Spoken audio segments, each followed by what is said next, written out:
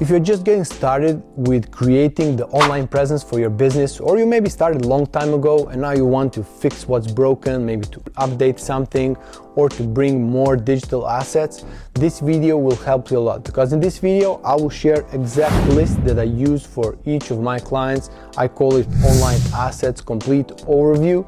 This is the document where I want to know exactly which assets we have and who has access to which asset and on which level. Is it an admin? Is it just a moderator? Is it just a member and whatnot? By the new, if you're new to the channel, welcome. If you followed me from before, welcome back. All we talk about on this channel is how to get set up to sell online. I want to help you as a business owner to understand what kind of digital actions you need to take and what digital assets you need in order to take those actions, of course, for you to grow your business. So without further ado, let's dive in. This is what I call Online Assets Complete Overview. And as you can see, we want to know exactly who's responsible for this document, what is the contact details, and we also want to have backup contact, because if something happens with this account manager for whatever reason, we want to be sure that the business owner will be able to get in contact with us in order to clarify whatever is not clear, of course. So here we have what is called Progress Overview, and this part of the document is just for us to kind of check what's in place. And from there we have what is called Access Overview. I want to know for each of the digital assets who has access, how to access those assets, and I also want to make sure that each of the assets has two-step verification, because that's the minimum to protect all your digital assets, of course. So starting from the top, you can see here, this is the part that we call the website. So here are all the website assets that we can just explain them like this, have them in one kind of bucket. So for example, for one website to run, we must have, number one, domain. It happened not once that the business owner, they just buy a domain and they expect that, okay, I have a domain, can you make a website for me here? No, we need a domain and we need to host this website on some place. We cannot just have a domain. Domain is just an address. We need also to have where we're going to host this website. Is it going to be separate hosting, or maybe hosting is integrated with the CRM? There are various options here. Is it the cloud hosting? Is it a dedicated hosting? What kind of hosting did you choose? So when these things are in place, then we can think about a website builder. Sometimes website builders basically have integrated hosting. So maybe in that case, we can say, okay, hosting, we don't need it. We have it integrated with the website builder. But still, in this part here, I want to know who has access to this website builder and on which level. So let's go back here. Again, one website, it must have homepage, of course. That's the minimum. And of course, today we also want to have in place what is called cookie consent. We also want to have privacy and cookie policy, and like this page called Error 404. It's something that Google favors for you to have on your website. So those are kind of pages and assets of the websites that is minimum to have, of course. And again, what is very important to have in place is what's called SSL certificate, or call it whatever you like, but we want the website to be secure. We want people, when they come into our website, to feel safe and to feel okay to share their data, whether it's an opt-in form where they need to fill in name, email, phone number, or if you have online payment. We also want them to feel 100% safe on your website. And having an SSL certificate is something that grants this safety for your website and for your visitors, of course. This is supposed to be a padlock. Okay, so of course, regular backups, this is what must be in place when everything is ready. We want to have the backup if something goes wrong, so we can go back in time, for example, get the website from yesterday. So this is very important, especially for the websites that update on a daily basis. They have some new posts and whatnot. Thank you page is valuable for the website, because, for example, if somebody comes to your website and they opt in the opt-in form, okay, they fill in their data, name, email, phone number and everything, you want to send them to a specific thank you page. One of the reasons is to have some thank you note. You want to say thank you for filling in the form or for applying or for whatever you have to thank them for. But another reason is because whoever lands on this page, you want to send the information back to the advertising platform. For example, if you are advertising, whether it's Facebook, whether it's LinkedIn, whether it's YouTube, whatnot, because this machine, for them, it's very important to know that somebody who clicked on your ad ended up on your landing page, basically opted in, and you want to set up everything in place. So that's why we need this thank you page. Sometimes on the thank you page you want to also explain what's going to happen next, so that increases your conversion down the road. If you want to sell something, your product or service, basically somebody just applied and now you want to basically tell them, okay, what happens next? We're going to call you within 24 hours. Please prepare this and this documents or whatnot. So depending on your sales process, of course. The next thing the website can have is a blog, of course. Blog is something that helps you with the search engine optimization. If you are focusing on search engine optimization, which is called SEO, you want to have a blog on your website, because there you can put a lot of content, a lot of searchable words and terms and topics. So that's how people can come to your website and learn more about your business, about your expertise, and from there potentially opt in for whatever you offer on your website. Sitemap, that's something that improves the SEO. I don't want to go very deep into this one. This is something that basically we are creating the sitemap and we are giving it to Google, and we say, hey Google, this is how our website looks like. There you go, check it out yourself, and whenever applicable, offer them in a Google search, for example, simply said. And then it comes all other pages that you can think of. And I'm putting this here because I want to have it on the bottom. A lot of time I talk to business owners and they want a website and they tell me about, hey, I need an about page, I need my mission and vision page, I need this page. No, you don't need those pages. Basically, sometimes all you need is opt-in page and thank you page. Sometimes not even that, for you to have a successful business. So we want always to think about from the perspective to do less and to get more results. So that's why I encourage you always to think about how many pages you really need. We're not talking here about what is the quantity of the work or maybe how much you're going to pay to someone. Creating a page is not a big deal, but do you really need it? Do you need to confuse your customers that come to your website? Or you want to have some very clear message to say as less as possible, to have the least possible content on your landing page, but to say as much as possible with this couple of words here and there, photo, video. That's how you want to communicate what you're doing. Also, one of the things that you can have on your website is a chat, because sometimes people land on your page and they are missing just one simple question that they cannot find it on your website. That's the chat very useful for, because very easily, especially if you have a live chat, I know it's not applicable for everyone, but if you have a live chat, for someone it can be like, hey, can I buy this now or I have to wait another 7 days? What's the delivery time? And somebody on another side says, yeah, we can deliver this within 3 days.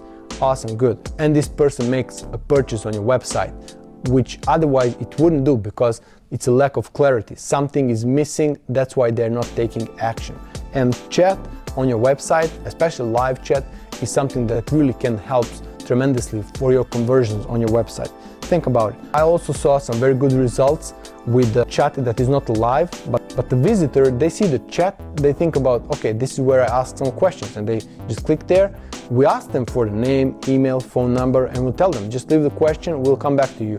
And people usually do that, I mean, believe it or not, because they say, okay, maybe I don't get the questions right now answered, but sometimes in the future, hopefully within 24 hours, I will get my answer back, and then I can make a decision, especially when it's not urgent and people can wait for this answer to come. Next thing, we talk about funnels, okay? So what's the difference between website and funnel?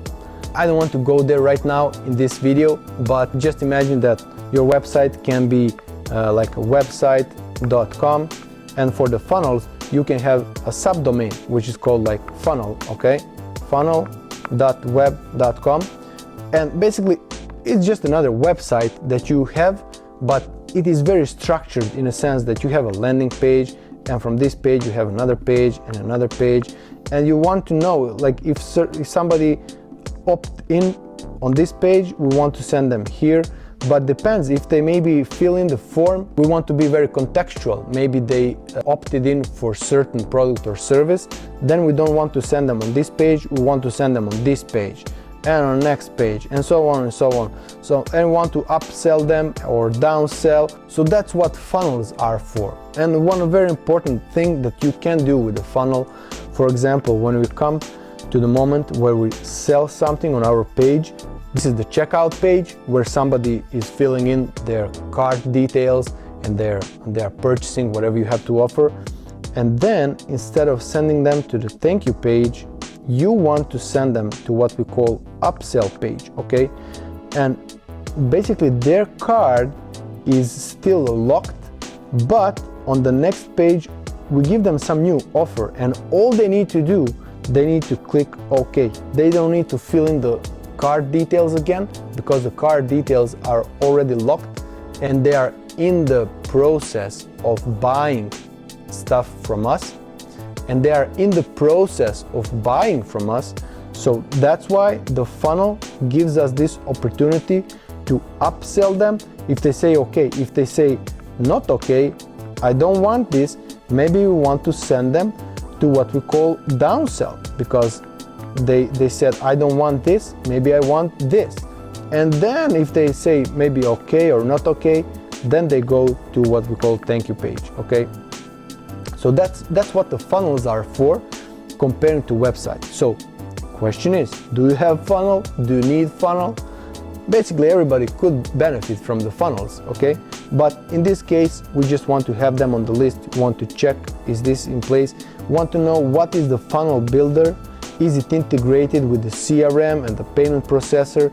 Is everything here in place before we say, okay, funnel is okay, it's done, now we can use it. We can send some traffic there and get some conversions. This is another digital asset that you can have, so think about if you need it or not and how you can leverage this kind of digital asset, okay? Next is Google My Business. Google My Business is very underutilized digital asset. I still see it today, like people don't put enough attention on it, and basically it is a very lucrative digital asset for you to use, especially if you are a brick and mortar business. This is something that you can use to get on top of the Google search. But just to be very clear, when you search something on Google, you have a couple of what we call sponsored links, right? And then you have a couple of organic links that show up, and from there you actually have 3 Google My Businesses featured top of this search. It has a very good visual effect, because here's the name of your business, here's a photo again, working hours, I don't know, there's a lot of data here that, and when somebody clicks here, especially on the PC, they're gonna get another window on the side open, and they will see much more details about your business and some photos and everything. So that's very good way for you to get not on the very top of the Google search, right? But you will be pretty high, at least on the first page, if you put some attention on Google My Business. And we talk about, we want to have it claimed, we want to have it optimized, and we want to optimize it weekly so that we end up on top of the Google search as a Google My Business. So think about it. If you don't have it in place, this is very easy for you to set up. This is very easy to optimize and for you to get on the top of the Google search, which is, as you know, Google, if somebody is looking for a solution on Google, it means that they are a very warm audience. This is somebody who needs to solve their problem right now, and they see one of your business, because first couple of links, they are just links. It's words that people can explain what they offer and how they solve the problem. Of course, this gives results too. It's not that I don't recommend it. I'm just saying, Google My Business, and by the way, it's free. You don't pay to Google to feature your business on top of the Google search. You don't pay for Google My Business. You maybe want to think about investing somebody to do this job for you so that you get on top of this search for sure, comparing to do it yourself. But it's doable. Next, of course, we want to talk about social media accounts. Just before I start with that, let me just clear this area here, maybe we're gonna need it. And talk about social media accounts. We can have one or we can have multiple. For example, some businesses simply don't need LinkedIn, or some businesses don't need YouTube, or some businesses don't need TikTok. You can think about it like that, but from my point of view, I want to believe that each business needs as much as social media accounts as possible. You want to start maybe with Facebook and Instagram. That's what most people start with. Then you want to go on LinkedIn, and you want to have a TikTok and YouTube also. So the more you have, the better for you. It's very simple. If you are not on YouTube and your clients are on YouTube, you are losing some clients, right? Because you are not showing up there and people cannot find you, because all solutions they are looking for, they're looking for on YouTube. And if you're not there, that business goes to somebody else. Same for all other social media accounts. What I already said, for each of these accounts, I want to have them in place, and I want to know who has access to Facebook and what level. Is he an admin? Is he just a contributor? Is he just replying on comments and messages? What level of access does a certain person has on Facebook? Same with Instagram, LinkedIn, TikTok, each of these social media accounts. Next, once you have all these social media accounts, you want to make sure that they are basically pointing one to another. So if I go to Facebook occasionally and I realize that you have an Instagram profile, maybe I will click there and go to Instagram to follow you on Instagram, because that's the platform that I give most of my time comparing to Facebook, for example.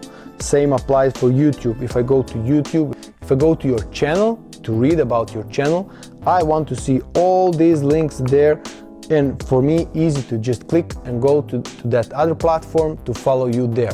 That's what you want to achieve. That's when it comes to social media accounts, and we talk about this kind of organic thing. When it comes to advertising, we'll talk about a little bit later. The professional email. They see a lot of businesses having what's called Gmail, right? Instead of having, how we say, professional kind of email with your domain.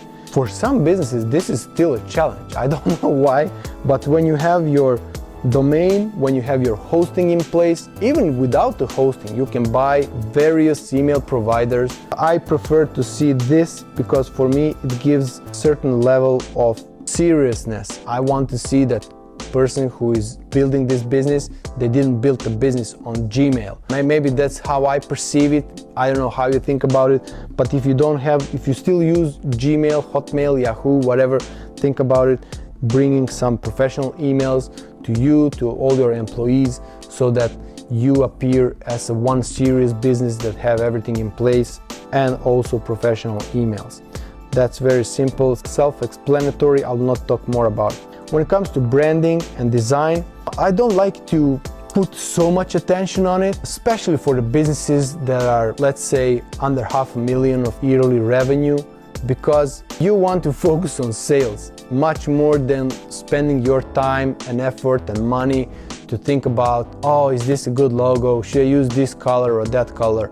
Some basic branding can be easily done, whether you hire someone to do it from various freelancing platforms. I will not name any of it here. We can talk about in some different videos, but just think about it. Branding, what you need logo, you need colors.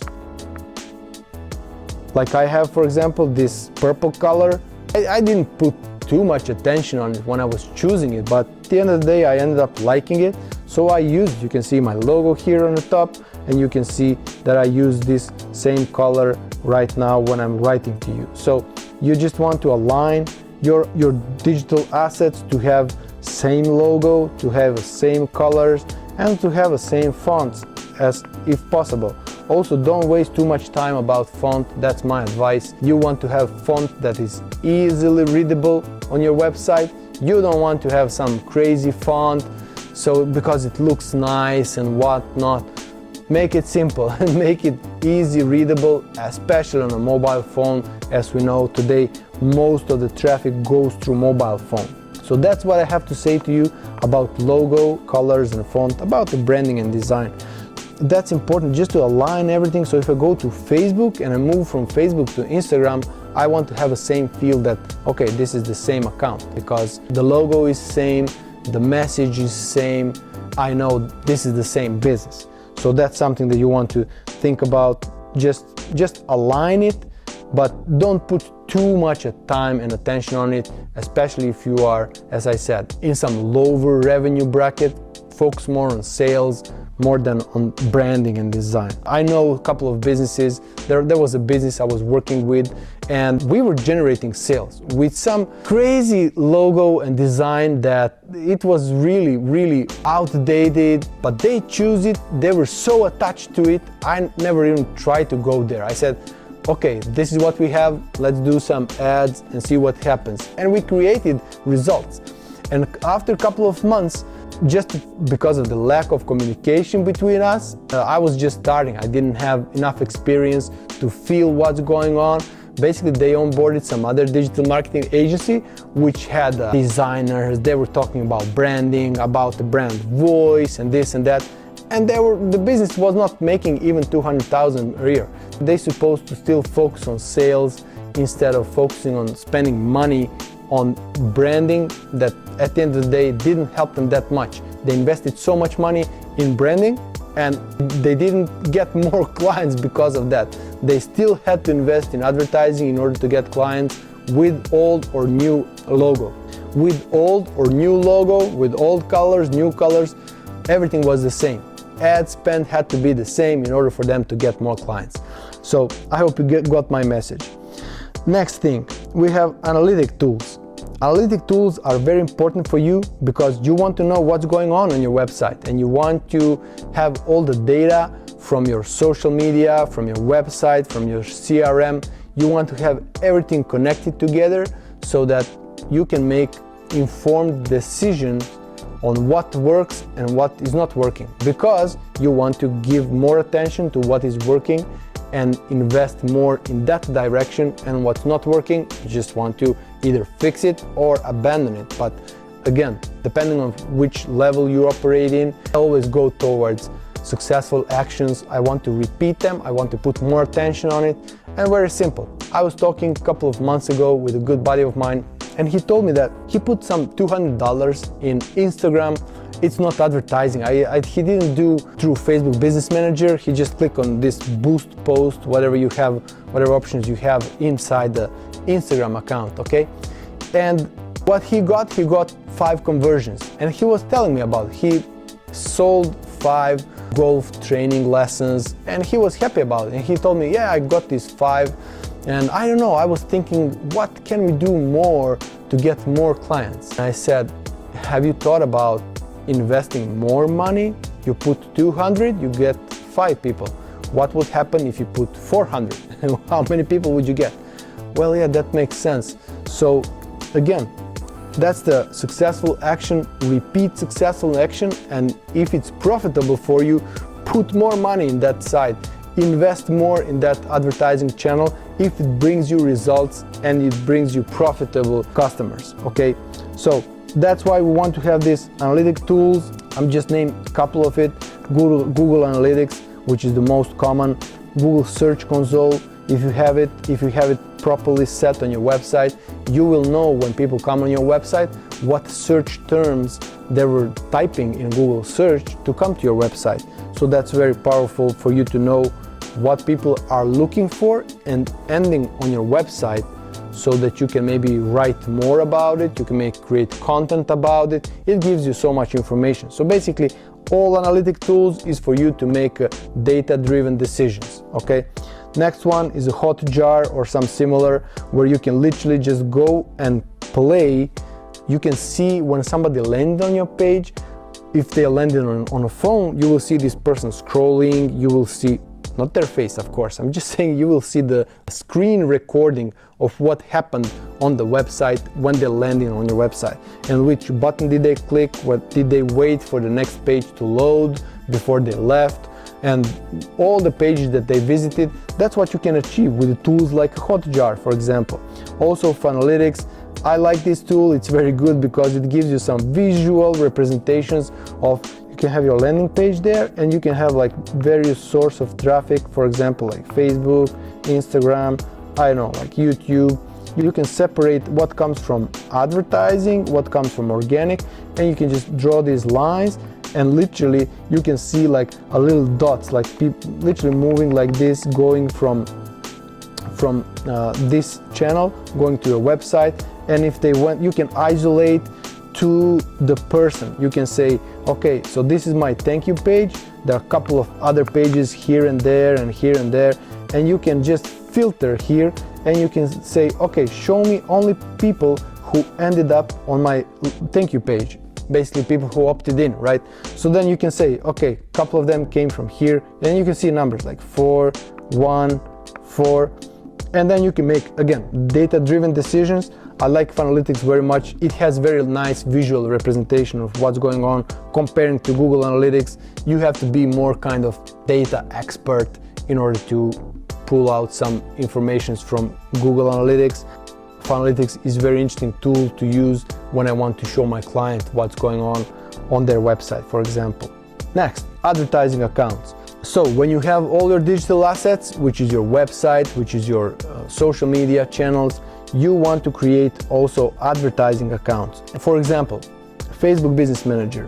When you create a Facebook Business Manager, you get opportunity inside to create what we call tracking tools, okay? So these two are kind of related to one another. So you can create what we call Facebook Pixel, which is a code, a snippet that you can put on your website. So basically Facebook will have information if somebody comes from Facebook to your website, and you will actually feed the machine with the information who is visiting your website. So from my point of view, it doesn't matter if you're just getting started and you don't think about advertising maybe an year from now.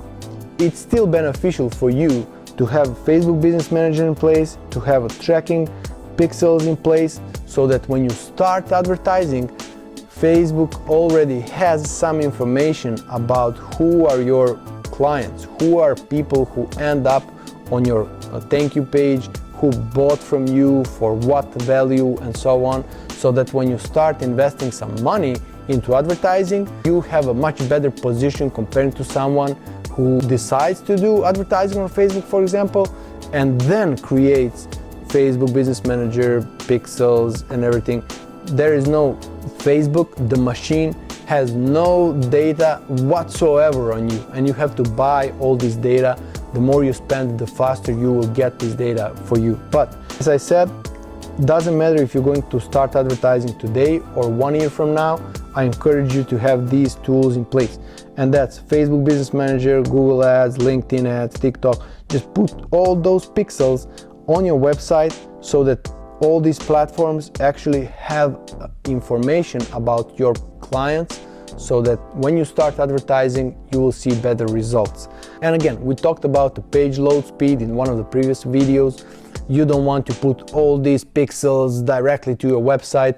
I always suggest to do it through Google Tag Manager, so that you can have only one tag on your website, and then from here, Google Tag Manager will send information to all these platforms separately, but it will not slow down your page load speed, and you will still have all this information in place and forward it to the right address. That's what I have to tell you when it comes to advertising accounts and also these tracking tools. So we already talked about Google Tag Manager and all these pixels, right? Next one, very important tool, and I cannot imagine that there are still businesses that operate without CRM. Whatever your business operates in, if you have more than, 100 customers, you want to have a CRM in place, because this is a tool that will help you have your customer database in place, one place. You will be able to automate some tasks, to send some automatic emails. You want to have some email sequences in place. You want to have a lot of these automations. What we have, all these automations in place when we say if this, then that. So if this person clicks on the link in the email that I sent, then send them next email, or send them this email instead of this email, and so on. So that's what automation is. And also CRM is very important to be synchronized both with advertising platforms. With the website, in a sense of forms, surveys, chat. Because if somebody's chatting with me on the website, I want to have it all in one place. If somebody fills in the survey, I want to have it all in one place. CRM. Also, email and SMS automation. That's what you can achieve with the CRM. So send automatic text messages. You don't want to overdo it. Be very careful with the SMSs. SMS is still very private comparing to email, where people are kind of used to receive various promotion emails and everything. SMS is very private, and don't overuse it. Otherwise, people will opt out. You will not be able to communicate to them through SMS. Sales process automation through pipeline. You want to have overview of pipeline. You want to know where certain person is in your pipeline. Are they on a stage 1, 2, 3? For example, opted in, filled in the survey, booked a call, showed up, didn't show up, and so on. So you want to track what's going on in your pipeline and make sure that you have always enough people here on stage 1, 2, 3, because this is the data that can help you predict the sales in your sales process. Because if you know that you need 100 people to opt in order to sell 10 of your products or services, then you also always want to make sure that you have at least 100 people in a stage 1, and then you drive them through the funnel. You also want to know how far did they get in a pipeline, so that you can pull them out at some point and say, okay, now I want to focus only on people who didn't convert it because of this. And then maybe you come up with some better offer or some different offer that will be suitable for these kind of clients. CRM is also helping you with the reporting. That's self-explanatory. You want to have all these reports in place, and of course calendar management, depending if your business needs this, or maybe you just operate in different ways. But whoever has calendars and booking appointments, whether it's live calls, in person, online, you want to have everything in one place. So that's what CRM is helping us with, and that's what every business today, I believe every business needs to have this. CRM, as I already said, is very useful because it integrates with advertising platforms, advertising accounts. It integrates with analytic tools. It integrates with your website. Imagine that we have a CRM here, and around it we have our website, we have social media account, we have advertising accounts, right? We have analytics. We have also what is called online payment processors. Again, that's self-explanatory, but still, you want to have an overview what kind of online payment processors you have and who has access. And also, always, two-step verification, remember. So whether it's a payment processors, everything is one place and connected to the CRM. And also, some of these, they want to be connected to one another.